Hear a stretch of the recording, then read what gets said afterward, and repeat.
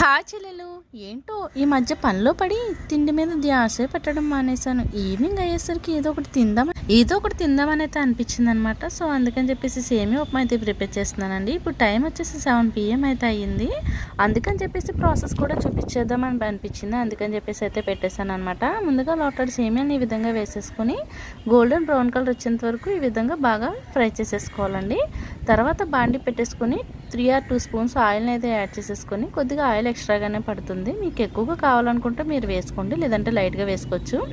తర్వాత వచ్చేసి ఇందులోకి ముందుగా పోపు దినుసులు ఉంటాయి కదండి, అవైతే ఒక స్పూన్ యాడ్ చేసేసుకోవాలి. తర్వాత ఒక చిన్న ఇంచు అల్లం ముక్కను కూడా తరిగేసుకుని సన్నగా యాడ్ చేసేసుకోండి. ఉప్మా అల్లం వేయడం వల్ల మనకి జీర్ణశక్తి అనేది బాగా అవుతుందండి. సో అందుకని చెప్పేసి మనం అల్లాన్ని కూడా యాడ్ చేసుకున్నాము. నెక్స్ట్ వచ్చేసి 2-3 పచ్చిమిర్చిని కూడా కట్ చేసి వేసేసుకోండి. నేను ఆల్రెడీ స్టార్టింగ్లో చూపించాను కదండి, ఒక ఉల్లిపాయ, ఒక టమాటా, 2-3 పచ్చిమిర్చి, కొద్దిగా కరివేపాకు అయితే సరిపోతుంది. ఇంకా ఇందులో ఎక్స్ట్రాగా వెజిటేబుల్స్ అవి ఏమి యాడ్ చేయట్లేదు, ఎందుకంటే చాలామంది క్యారెట్ వేస్తూ చేస్తూ ఉంటారండి. నాకు క్యారెట్ అంతగా పెద్దగా నచ్చదు ఉప్మాలో. ఈ విధంగా సింపుల్గా ఉంటే మనకి టేస్ట్ అనేది చాలా బాగుంటుంది. మీరు కావాలనుకుంటే పల్లీలను కూడా యాడ్ చేసుకోవచ్చు. నేను పల్లీలను కూడా ఏమి యాడ్ చేయట్లేదండి. నార్మల్గా ఇంట్లో ఏ విధంగా ప్రిపేర్ చేసుకుంటామో దాన్నే చూపిస్తున్నాను అంతే. సో గోల్డెన్ బ్రౌన్ కలర్ వచ్చేంత వరకు, ఉల్లిపాయ అనేది పచ్చివాసన అనేది పోయేంత వరకు బాగా ఫ్రై చేసేసుకోవాలండి.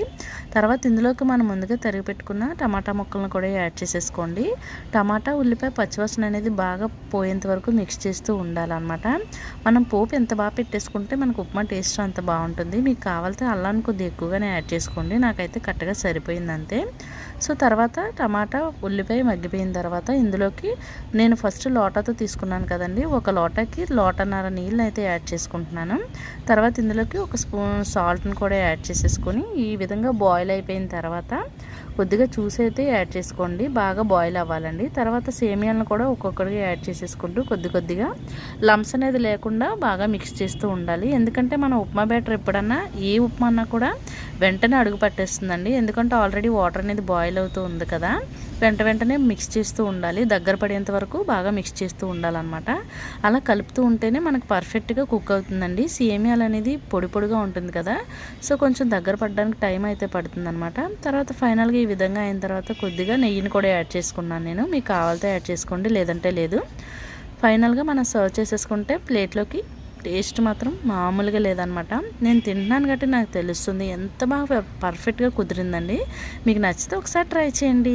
మరి ఉంటాను.